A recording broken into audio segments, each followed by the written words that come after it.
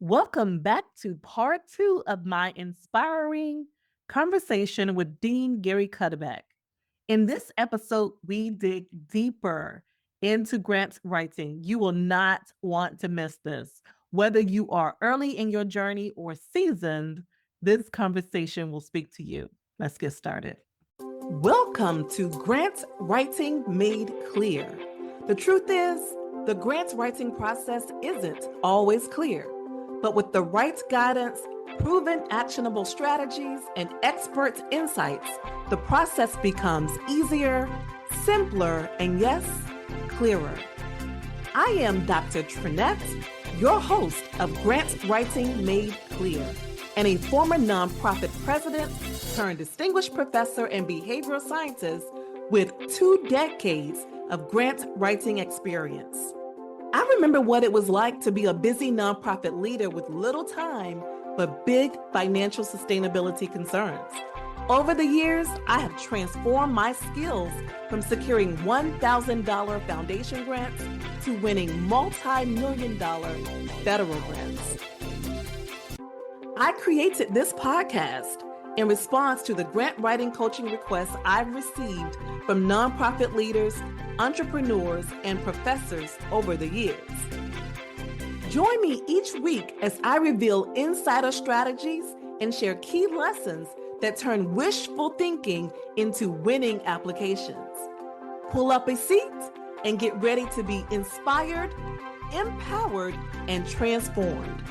Whether you're a beginner or a pro looking to sharpen your skills and create a life you love, you're in the right place, my friend. Let's get started. As you think about writing a specific aims page in particular for people who are interested in NIH funding, we know that that is changing every day now. Any tips you would give them when they sit down to write their one page specific aims page? Yeah. So, and there's some good guide books and guidelines for writing specific aims pages and how to get NIH grants. So, the way I learned it from my mentor and readings that I've done is there's really a 4, paragraph strategy to writing specific aims. The first paragraph being stressing the public health importance of the social problem that you're trying to address. And Mhm, what's going to happen if we don't address it, right? So, mhm. could be anything, kids in the child welfare system or people with serious mental illness in jails. Here are the social costs, the interpersonal costs.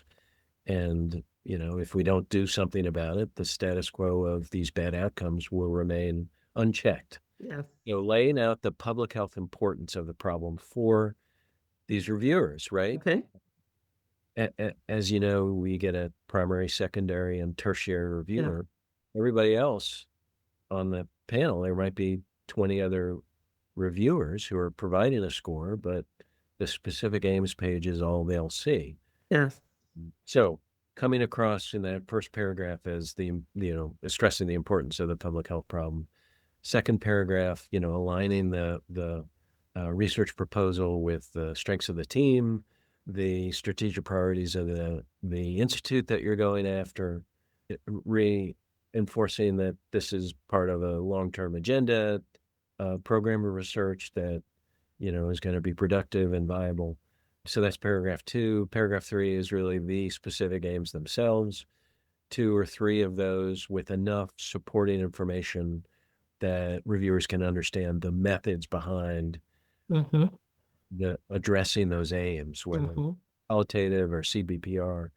And then the last paragraph being the bang for your buck paragraph. So, mhm, the expected outcomes of this research, if mhm. funded, will be, a clear understanding of the implementation enablers and barriers of intervention X, Y, and Z in this setting, a clear understanding of the impact of, and a clear understanding of the impact that the research will have on advancing public health, mental health, whatever it might be. Yeah. And there are guidance out there for how to set it up like I described. So these aren't my original thoughts, although I've honed this. Again, I can't tell you how many specific aims pages, just like that, though. All of this, though, under the context of having an addressable, fundable public health problem, right? Mhm. You've got a good solution that is incrementally innovative, that aligned with the funding institute's priorities. Mhm.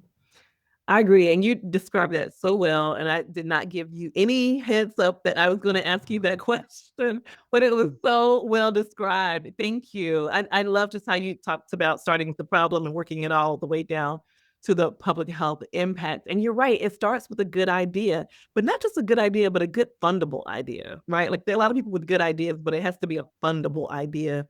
And I do believe the significance is a big part of that, as well as whether or not it's innovative. I'm curious, do you when you sit down to work on a grant proposal, because people have different strategies, I think most of us start with the specific aims page. I do. But there are a group of people who start with the significance section. Mm. Where do you start? I'm like you, Trinette, specific aims, which forces you, as you know, to work out a lot of the details Yes. of the approach section, right? Yes. Which that really is where the scoring, is driven in that approach section. And I've seen over the years, and you and I have been at this a long time. I've seen significant sections shrink from 2 or 3 pages long to now they might only be half a page. That's true. Mm. Yeah. So, Yeah. the the ability to concisely get to the significance of the issue and the importance of addressing it, as I said, concisely, quickly, efficiently, with fewer words than maybe leaving more room for approach and Yes. innovation sections.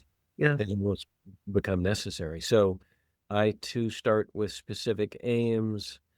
The other part about the significance is, particularly if you're responding to a special call or an RFA where the reviewers are going to have the expertise already, where less selling of the significance of the problem is required, versus if you're just going into a parent announcement where you're competing, right, with a bunch of other folks who are maybe suggesting or proposing different ideas, then maybe significance is a little more important and you spend. Mhm.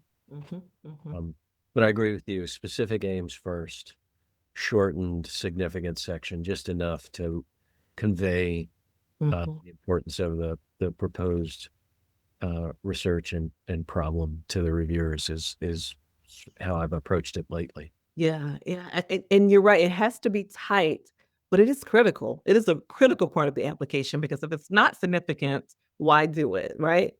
Yeah, so we don't want to suggest that the significant section is not important. It really is, um, but you do want to write it as concisely as possible. Yeah, Yeah. yeah.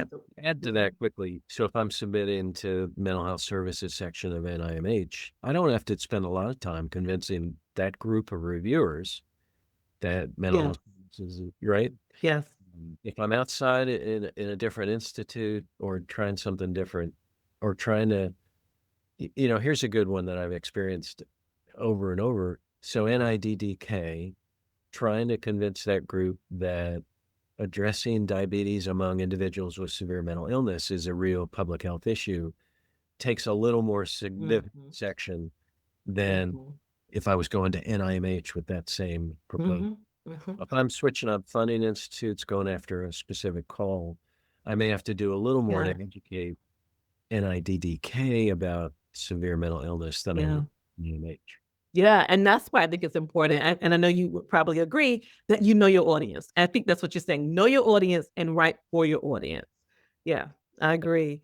Um, and I'm just wondering your thoughts about what distinguishes faculty, nonprofit leaders, whoever's writing a grant proposal from consistently securing funding. Because you and I, before we joined in, of course, we chatted a bit to catch up, and we've been fortunate. I think both of us have been fully funded for over a decade, right? Like 15 years at least. And that's not the norm.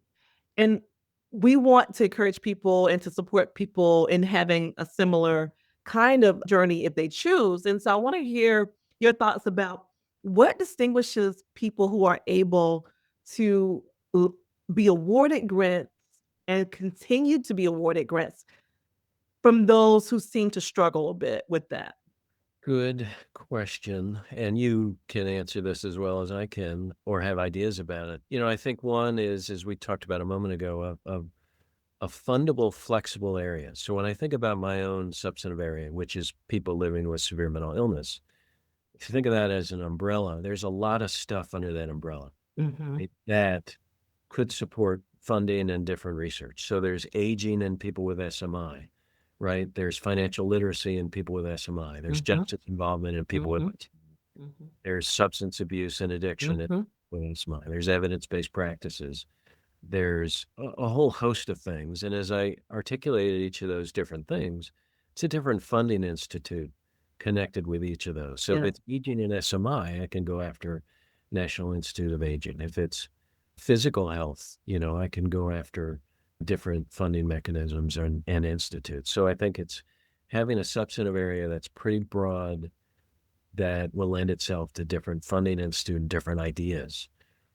Then along with that comes with a diverse portfolio of funding sources. So being flexible, maybe a proposal didn't get funded by this institute, but it could be chunked up and part of it could be sent to this other institute or another could be sent to a foundation. Mm. Mm. You're just constantly reimagining and reworking proposals to Mhm. make them attractive to different funding mechanisms and agencies. Then we talked about earlier, Trinette, is just perseverance, Yeah. right? Yeah. It's a lot of hard work. I've failed many more times than I've succeeded. Yeah. Ton of grants, being willing to do it, being willing to learn from, failed attempts, being willing to try and not getting discouraged, I think has been a part of that too. But having a flexible, viable funding area and then just being open to, all right, I could fund it this way, that way. If I address this issue, I can go after that funding source is sort of how I've done. And so I appreciate that. I really do. I don't think we talked about that on the podcast yet, about how to think about breaking up grant proposals and ideas and, targeting different audiences. How do you decide whether to work on 1 or 2 of those grant proposals at a time, several at a time? Because what I've seen from some people is they are submitting they're rushing to submit grant proposals. They have so many ideas and they want to submit 5 this year and none of them get funded, Yeah. right? So how do you kind of balance quality over quantity? Yeah. Yeah, that's a good point. And I think it's not about just throwing spaghetti at the wall and Yes. or was some a colleague here called it the spray and pray method. Okay. It's like, Okay. hey, Okay. spray grants out there and just pray that one of them One sticks. hits. Yeah. So, certainly, and this comes out of a CV where there's clearly a track record of having things funded from smaller grants to moderate grants, building a track record of funding, building a track record of publications that supports the type of research you want to do and the proposals you're trying to get funded are all part of this. But then being deliberate and intentional about grants that you really can compete for. And when those don't get funded, take Mm, constructive feedback and mm, make those improvements, mm. right? So, and what I've tried to do is keep a matrix of mistakes, meaning if I've got problems in the significant section, I document those so I make sure I don't make those mistakes Okay. again in my next Okay. proposal. Or if I Okay. failed to adequately justify my power analysis in my approach section, right? Mhm. It's on my matrix of mistakes, so Mhm. I'm sure that I address that. So you want to have an intentional and deliberate building on, mistakes, feedback, so that your next proposal, there's clear evidence that you progressed, right? Yes. Uh, rather than just spray and pray. Yes. And also taking advantage of professional development workshops, grant development workshops, Yeah. to continuously get better, because it doesn't end when you get your grant, right? because there's a whole lot that goes into that, and to keep momentum, you've got to constantly challenge and learn and respond and continue to build even after getting that first award. Yeah. So, and there are some, I'll say also there are some opportunities that are really tailor-made for maybe the type of research someone does, that you've got to drop everything and go after it because it's That's right. hitting the area, Yes. maybe a smaller pool Yes. of applicants because it's a niche area, Yes. and you've got to do that. Yes. Yeah. Yes. Yeah. That's the benefits of having a team also, right? Because it just helps you to be able to be able to go after multiple grant proposals simultaneously if you need to, prioritizing one. I'm thinking about one that I'm working on now that is due in a few weeks. Yeah. Yeah, it helps to have a team. And I know you have to go. You have a meeting happening starting right now, I think. So my last question is there one word or one tip that you would leave people with who are wanting to move from smaller grants to larger grants, or from a certain kind of a grant to maybe a grant that is considered more prestigious? The one tip, one word that you would leave people with? You said it just a moment ago, and I would say team. Mm, So, developing a team of colleagues that is going to support, and you support them as well, to do it together. Because I think the days of independent investigators solely, right, are probably gone. yeah. And Yes. more than ever, we need multidisciplinary, team-based science. So Yes. I agree. teamwork makes the dream work, right? Yes. Yep, it does.